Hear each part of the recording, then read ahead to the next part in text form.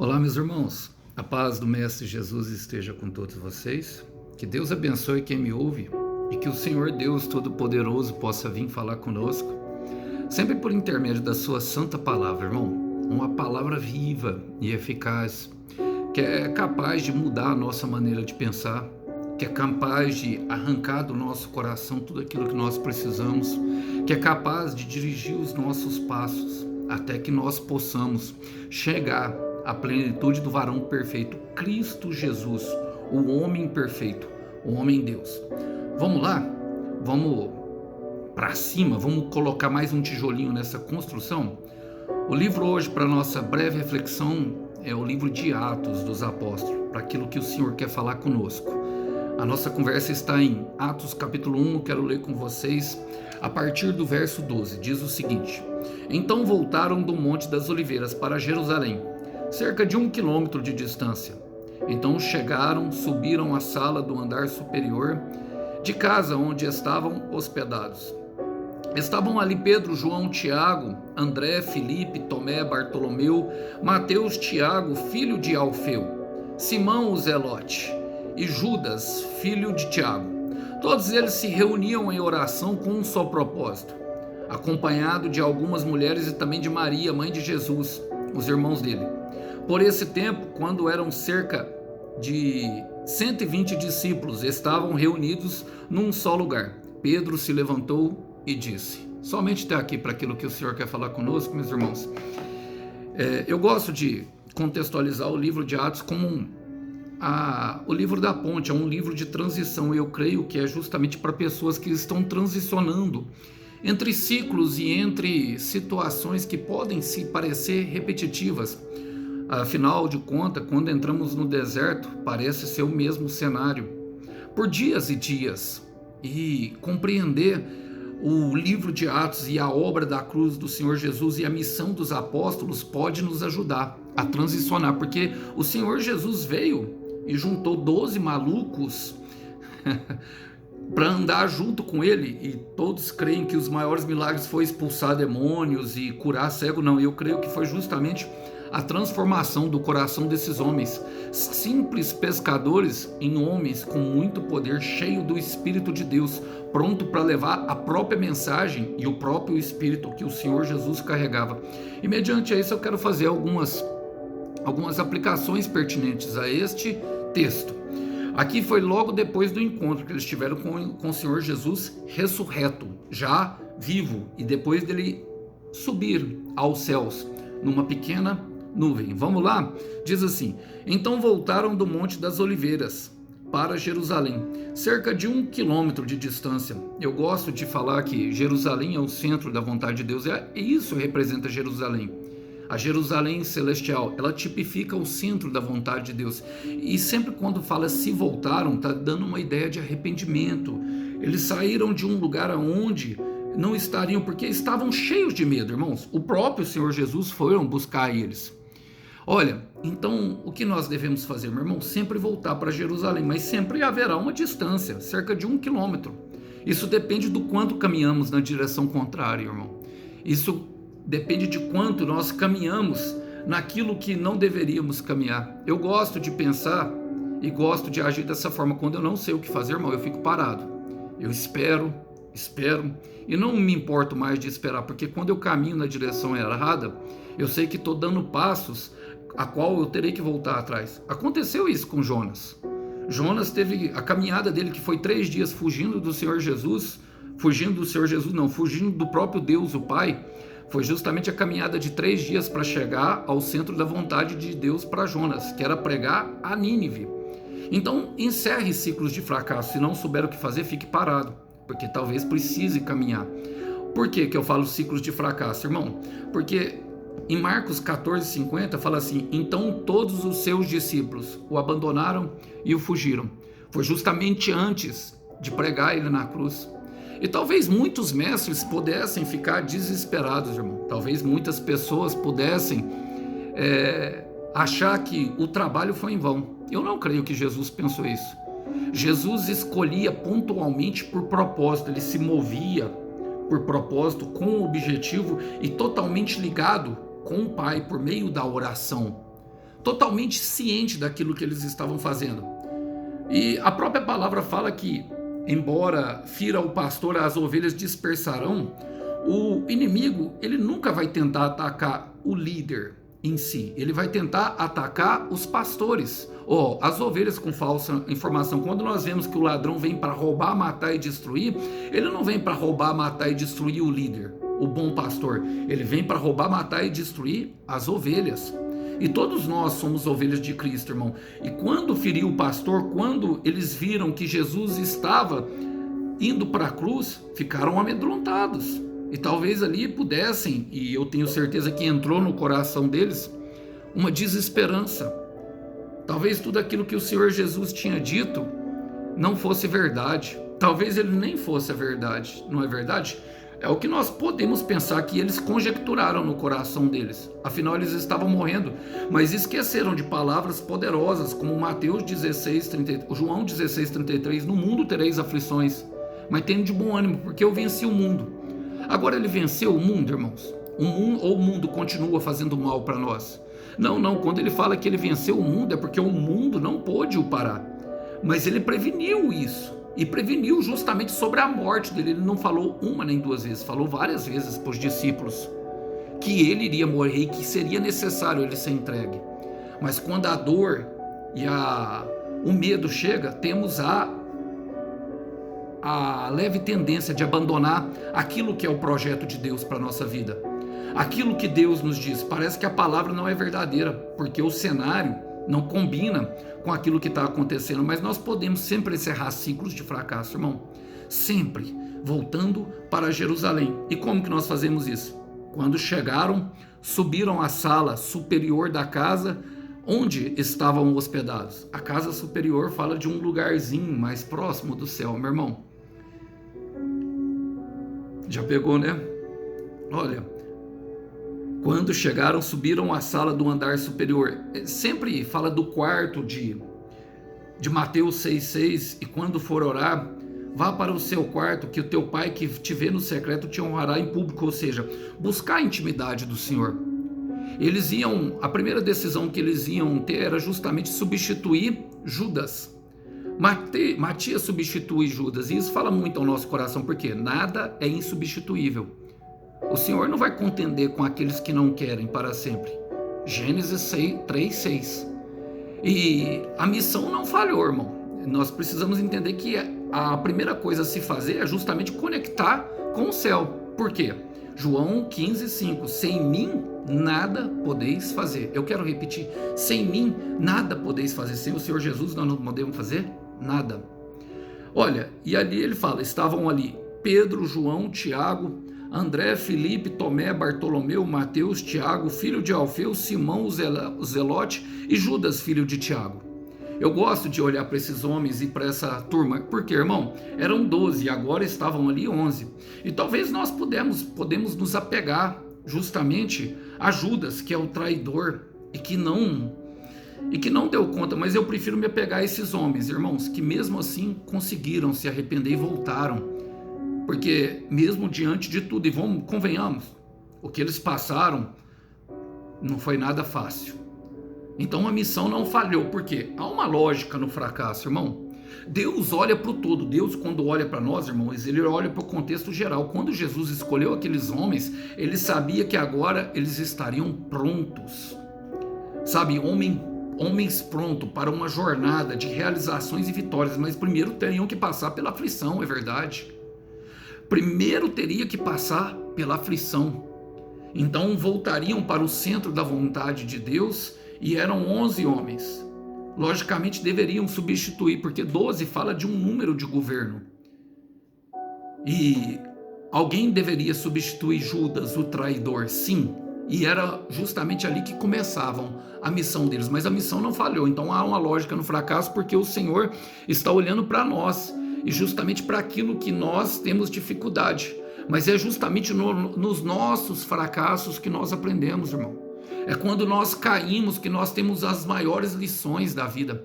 É quando nós fugimos de Jesus, como Pedro, por exemplo, que negou Jesus 3 vezes, que temos justamente que temos a consciência daquilo que está habitando em nosso coração e tem a capacidade de nos parar.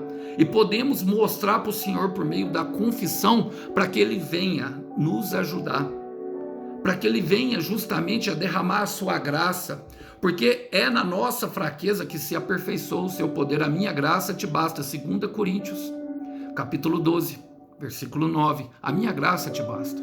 Eu quero repetir, a minha graça te basta, porque o meu poder se aperfeiçoa é na sua fraqueza. Aonde nós somos fortes, nós não precisamos do Senhor, nós precisamos do Senhor aonde nós somos fracos. E é nesses momentos de tensão que nós amadurecemos, porque de fato ninguém amadurece sorrindo. E agora vemos homens prontos para uma jornada de batalha, porque o Senhor não leva em consideração, irmão, os nossos pequenos equívocos, os nossos pequenos deslizes.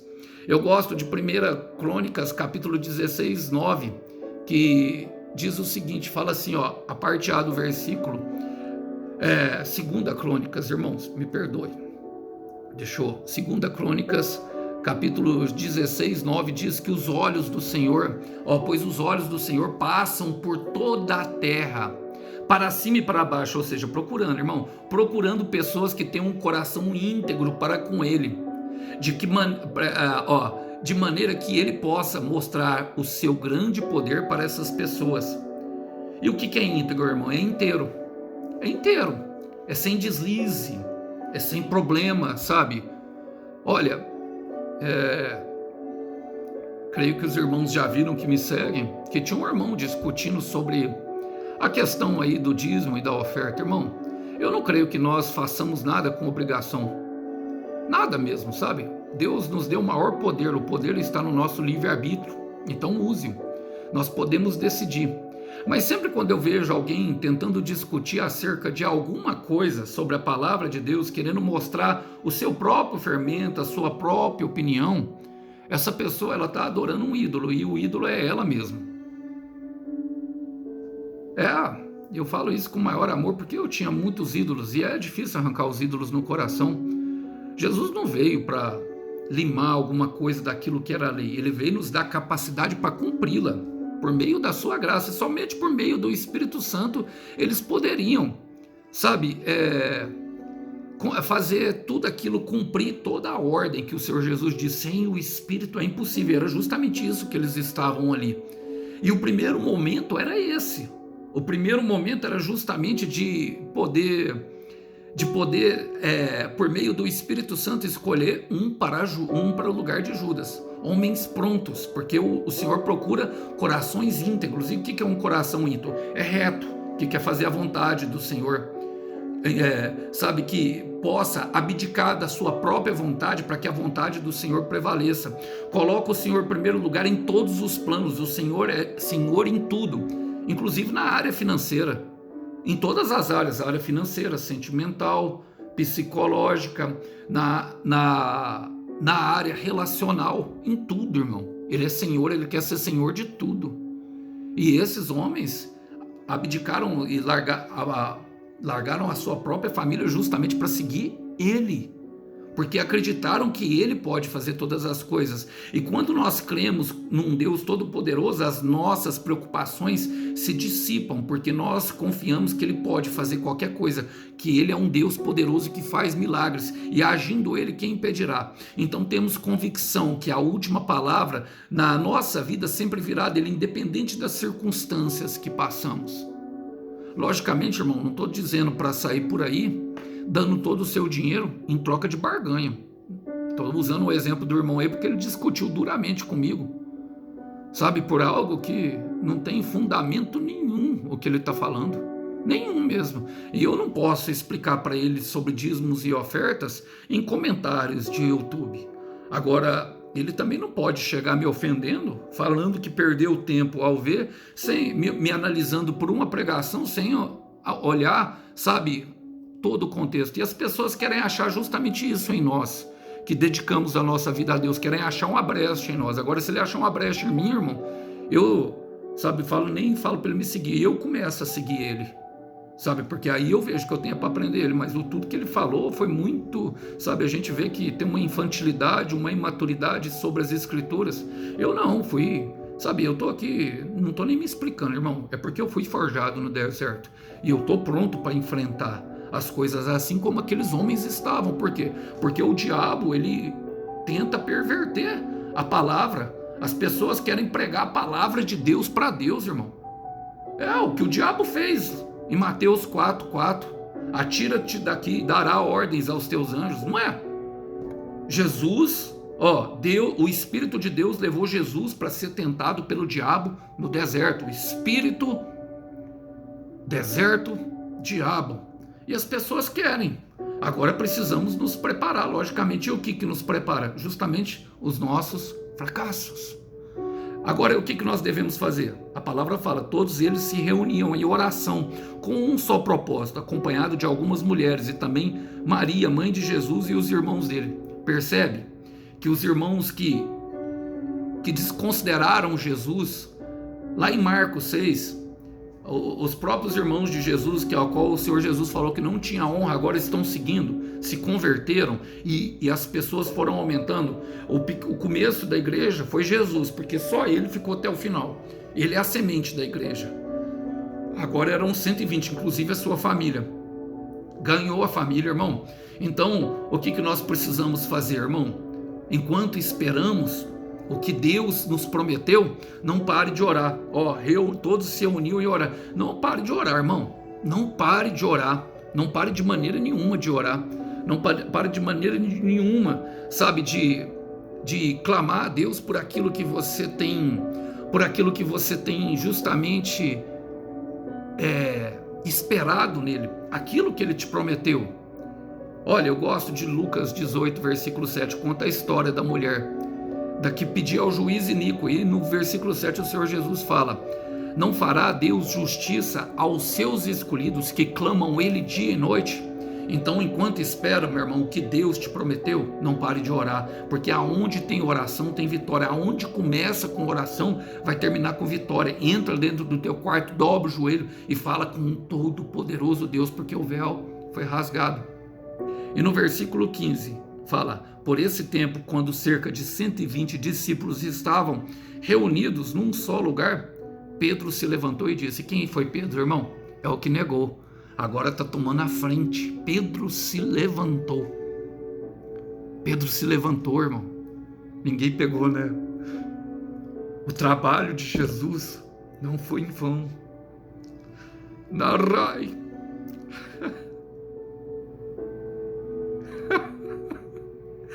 A família. Pedro negou. Irmão, eu chego a falar aqui, sabe? Porque o único pecado nosso que nós não temos perdão é a blasfêmia contra o Espírito Santo de Deus. É dizer que Deus tem propósito em algo e que Deus não tem propósito naquilo. É atribuir ao diabo ainda. E isso não tem perdão. A palavra condena. Mas eu chego a arriscar, irmão, que se Judas estivesse esperado 3 dias, foi procurar na religião, foi devolver as moedas, irmão, e os fariseus com remorso, sabe, triste, em vez de ir para Jesus e pedir perdão, se esperasse 3 dias, irmão, 3 dias, sabe, eu arrisco a dizer que ele teria perdão, ele encontraria perdão no Mestre, porque o Mestre nos ama muito. Mas quando eu olho para Pedro, por esse tempo era cerca de 120 discípulos, inclusive os seus familiares, Pedro se levantou, o que tinha negado. E ali na frente nós vemos os discípulos acompanhando ele, quando ele vai falar na pregação, logo depois de receber. Pedro se levantou. E muita gente vai se levantar, meu irmão, através da sua vida. Muita gente, minha irmã, vai se levantar, a sua família, que não acreditava no propósito, vai acreditar, meu irmão. Então eu estou pregando para pessoas que estão desesperadas, porque a situação ficou muito ruim. Eu estou pregando aqui para pessoas que verdadeiramente tiveram uma promessa do Senhor, mas o cenário ficou ao contrário. Não é em vão. Há uma lógica no fracasso. Não é em vão. E essa palavra aqui talvez seja para você, irmão, e eu quero terminar, para que você guarde mais essa no coração. 1 Coríntios, capítulo 15, versículo 58. O Senhor diz: portanto, meus queridos irmãos, já que é certa a vitória futura, e uma promessa fala justamente isso, de uma vitória, uma intervenção, algo que o Senhor fará para nós no futuro. Sejam fortes e firmes, sempre dedicados ao trabalho do Senhor, pois vocês sabem que nada do que vocês fazem por o Senhor é inútil. Não é inútil, irmão. Não é inútil, minha irmã. Fica firme, poderoso guerreiro. Fica firme, poderosa guerreira. Porque o Cordeiro tem uma recompensa para o teu sacrifício. Que Deus abençoe os irmãos, que os irmãos possam ficar com essa breve palavra. A paz do Mestre esteja com todos. Até uma próxima. Tchau, tchau.